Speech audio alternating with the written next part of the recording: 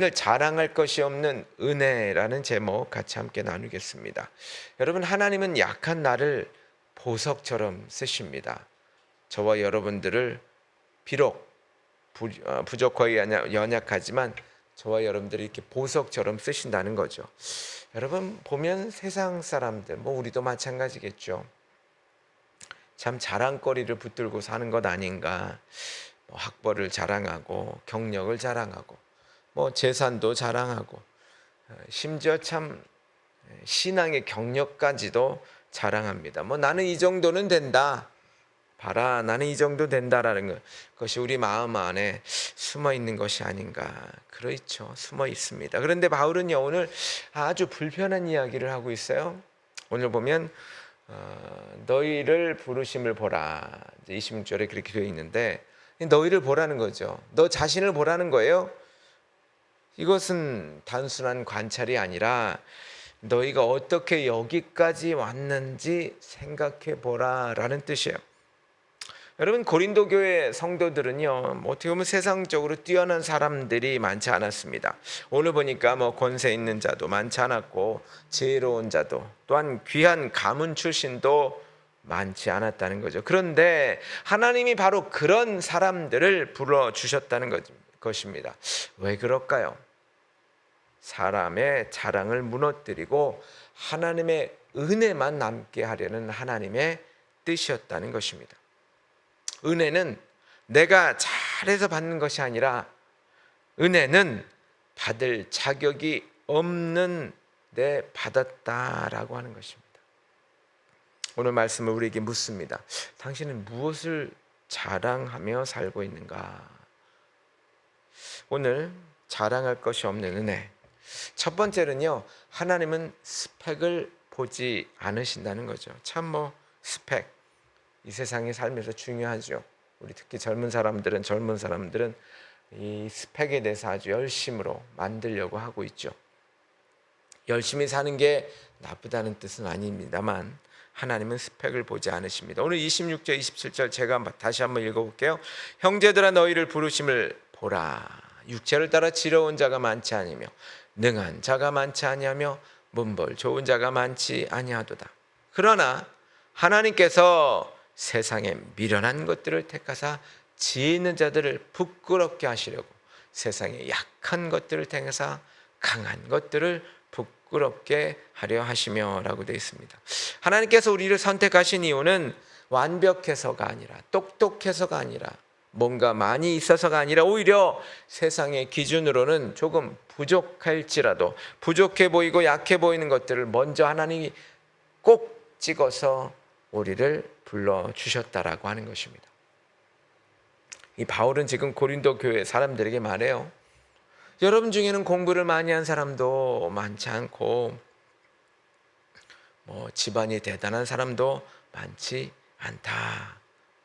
이 말은 이 사람들을 무시하는 것이 아니라 하나님의 은혜는 세상의 자격증이나 어떤 그런 것들, 재벌, 문벌, 학벌, 이것이 상관없다는 그 사실을 지금 강조하고 있는 것입니다. 세상은 이 똑똑한 사람을 높이칩니다. 그러나 하나님은 미련한 자를 택하사 세상의 교만을 부끄럽게 만드시는 분입니다. 여러분 기억하십니까? 사사기 6장에 보면 사사 기드온이 나와요.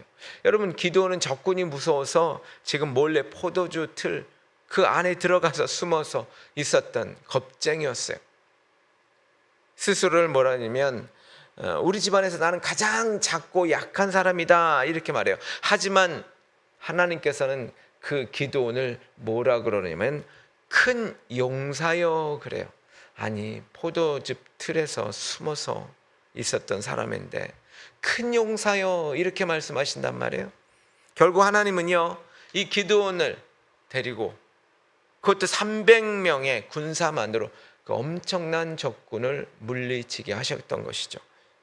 결국 여기서 우리가 배우는 것은 하나님은 사람의 숫자가 아니라 하나님의 손에 달려 있다라고 하는 거죠. 시편 18편 1절입니다. 나의 힘이신 여호와여 내가 주를 사랑하나이다.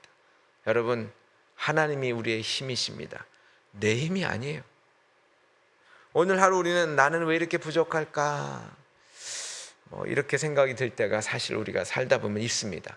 그러나 이 부족함이 오히려 하나님이 일하실 수 있는 통로가 되어주시고 그 공간이 되어준다는 것입니다. 하나님은 우리의 실력을 평가하는 분이 아니라 하나님은 우리를 있는 그대로 안아주시는 분이라는 것입니다. 그래서 우리는요, 아침마다 거울을 보면서 우리는 이렇게 말해야 돼요.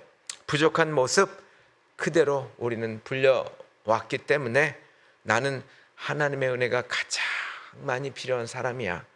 그래서 나는 오늘 충분해 라고 우리는 우리 자신들에게 말할 수 있어야 될 줄 믿습니다. 하나님은 저와 여러분들에게 어떠한 이 자격증을 검사하지 않으시고 사랑으로 우리를 부르셨습니다.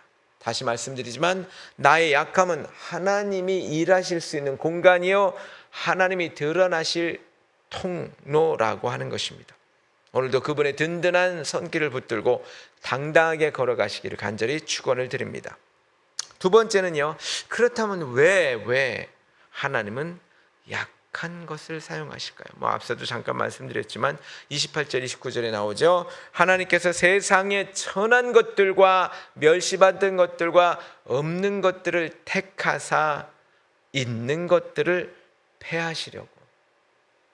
그리고 29절에 이는 아무 육체도 하나님 앞에서 자랑하지 못하게 하려 하심이라. 여러분, 세상은 오늘 가진 것, 그렇죠, 오늘 가진 것이라고 했잖아요. 이건 물질, 권력, 배경, 그런 것들이겠죠. 그런 것이 있어야 성공한다고 세상은 말합니다. 하지만 하나님은 세상이 무시하는 그 없는 것들을 들어서 세상이 자랑하는 것들을 아무것도 하지 못하게 만드신다는 거죠. 여러분, 하나님께서 우리를 그렇게 만드시는 이유, 그렇게 인도하시는 이유는 분명해요. 아무도 하나님 앞에서 자랑할 것이 없게, 자랑하지 못하게 하시려는 거죠. 우리가 만약 내 힘으로 성공했다면 내 능력을 뽐내겠죠. 그렇지만 도저히 할 수 없는 상황에서 그것을 이루어 주셨기 때문에 모두 하나님이 하셨습니다, 내 힘이 아닙니다 라고 우리는 고백하게 되죠. 우리가 성당이나 교회에 가면 이 스테인드 글라스, 옛날에 오래된 중세 교회에 가면 이 스테인드 글라스가 있지 않습니까? 여러분, 근데 그 스테인드 글라스는 햇빛이 통과하지 않으면 그저 그냥 유리 조각에 불과해요. 예쁘지가 않아요. 그렇지만 그 빛이 통과하는 그 순간에 눈부시게 아름다운 예술 작품이 되죠. 유리창 스스로 나는 이렇게 화려해 이렇게 말 못해요. 빛이 있을 때 그 빛으로 말미암아서 통과하게 되기 때문에 여러분, 그 스테인드 글라스가 아름답죠. 우리 인생도 마찬가지예요. 은혜라는 그 빛이 우리에게 비추어졌기 때문에 우리는 비로소 가치 있는 자들이 되었다는 거죠. 에베소 2장 8절입니다. 너는 그 은혜에 의하여 믿음으로 말미암아 구원을 받았으니 이것은 너희에게서 난 것이 아니요 하나님의 선물이라 그랬습니다. 여러분, 남보다 좀 가졌다고 우리는 우쭐할 필요가 없습니다. 그렇다고 또한 여러분, 남보다 덜 가졌다고 기죽을 필요도 없습니다. 모든 것이 하나님께서 주신, 그저 잠시 우리에게 머물고 있는 하나님의 선물일 뿐입니다. 선물을 받은 사람이 자기 능력이라고 자랑하는 것은 좀 이상하지 않을까요? 오늘도 내 자랑 대신 하나님의 은혜를 자랑하는, 그래서 하나님께 영광을 돌리는 행복한 하루가 되시길 바랍니다. 그렇습니다. 여러분, 우리는 예수님께 듬뿍 빌려 쓰는 자예요. 듬뿍 빌려 쓰는 존재들입니다. 오늘 30절 31절에 보시면 너희는 하나님께로부터 나서 그리스도 예수 안에 있고 예수는 하나님께로 나와서 우리에게 지혜, 의로움, 거룩함, 구원함이 되셨으니 기록된 바 자랑하는 자는 주 안에서 자랑하라 함과 같게 하려 함이라. 여러분, 우리는 스스로 똑똑해지거나 거룩해지려고 애쓰지만 사실은 우리는 그럴 힘이 부족합니다. 참 느끼죠. 그래서 하나님은 우리에게 예수님이라는 이분을 보내주셔서 거룩함, 지혜, 의로움, 더군다나 구원까지 주셨던 것이죠. 다시 한번 제가 읽어보면 예수는 하나님께로부터 나와서 우리에게 지혜와 의로움과 거룩함과 구원함이 되셨다라고 되어 있어요. 여러분, 이 말은 우리가 막 공부를 해서 어떤 단련을 해서 그렇게 해서 지혜를 짜내는 게 아니라 예수는 우리 마음에 오심으로 말미암아 예수님의 지혜가 내 지혜가 됐다는 거예요. 마치 내 통장 잔고는 아무것도 없는데 여러분, 부모님의 무한한 카드를 들고 있는, 손에 쥐고 있는 그런 아이와 같은 거죠. 여러분, 포도나무 가지가 스스로 열매를 맺으려고 끙끙거린다고 열매가 맺어집니까? 아니죠. 가지가 할 일은 딱 하나예요. 포도나무에 꼭 붙어 있는 것입니다. 꼭 붙어 있기만 하면 그 영양분이 나무 뿌리에서 올라와서 결국은 영양분이 저절로 이 가지에 전달이 되어서 맛있는 포도가 열리는 것이죠. 여러분, 예수님은 나무고 우리는 가지입니다. 오늘도 예수님께 딱 붙어 있기만 하면 예수님의 생명이 내 생명이 되는 것이죠.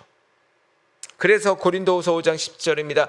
그릇즉 누구든지 그리스도 안에 있으면, 예수 그리스도 안에 붙어 있으면 열을 맺는 새로운 피조물이라. 이전 것은 지나갔으니 보라 새 것이 되었도다 라고 우리는 말할 수 있는 것이죠.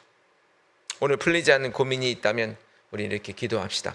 주님, 제 지혜가 너무너무 부족합니다. 하지만 제 안에 계신 예수님이 저의 지혜가 되어 주시옵소서. 주님의 생각으로 저를 이끌어 주옵소서. 하나님이 우리의 지혜가 되어 줄 믿습니다. 여러분, 그래서 신앙생활은요, 내 힘으로 산을 옮기는 게 신앙이 아니라 산을 옮길 수 있는 그 옮기시는 그 예수님 등에 딱 업혀가는 것이 신앙생활입니다. 나의 부족함을 부끄러워하지 마시기 바랍니다.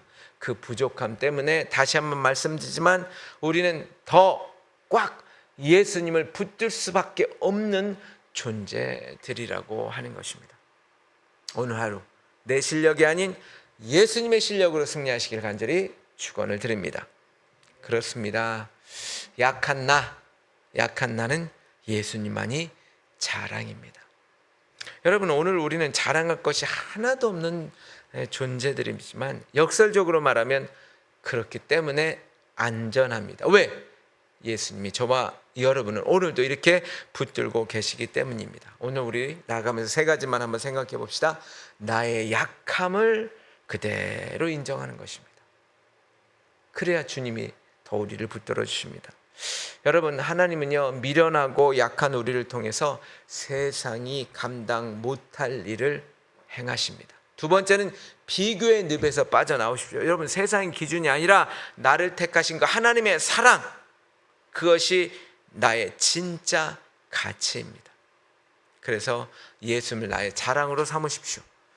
내 지혜를 짜내기보다 내 안에 계신 예수님의 지혜가 나를 인도하시도록 오늘도 그분의 이름을 부르며 걸어가야 될 줄 믿습니다. 오늘 하나님이 저와 여러분의 어깨를 이렇게 안아주시면서 말씀하십니다. 내 은혜, 하나님의 은혜, 내 은혜가 너에게 족하다. 오늘 힘으로 살아가시는 저와 여러분이 되시길 간절히 축원을 드립니다. 사랑의 하나님, 이 세상의 기준이 아닌 하나님의 은혜로 우리를 붙들어 주심을 감사합니다. 미련하고 약한 우리를 택하여 보석처럼 아껴주시는 그 사랑 앞에 우리의 헛된 자랑과 비교하는 마음을 모두 내려놓습니다. 내가 가진 실력, 내가 가진 스펙이 아니라 하나님의 전적인 은혜가 우리의 유일한 실력이 되게 하여 주옵소서. 하나님, 아버지 하나님, 우리의 지혜와 의로움이 되신 예수님께 꼭 붙어있는 한 주간이 되기를 원합니다. 삶의 무거운 짐을 스스로 해결하려고 애쓰기보다 주님이 입혀주신 의의 옷, 지혜의 옷, 능력의 옷을 입고 당당하게 세상을 이기게 하여 주시옵소서. 하나님, 우리 모두 오늘 말씀과 같이 나는 하나님께 사랑받는 충분한 존재다, 나는 하나님의 자녀다 라는 그 확신이 넘치게 하여 주시사 오늘도 예수만을 자랑하는 복된 하루가 되게 하여 주시옵소서. 예수님의 이름으로 기도합나이다. 아멘.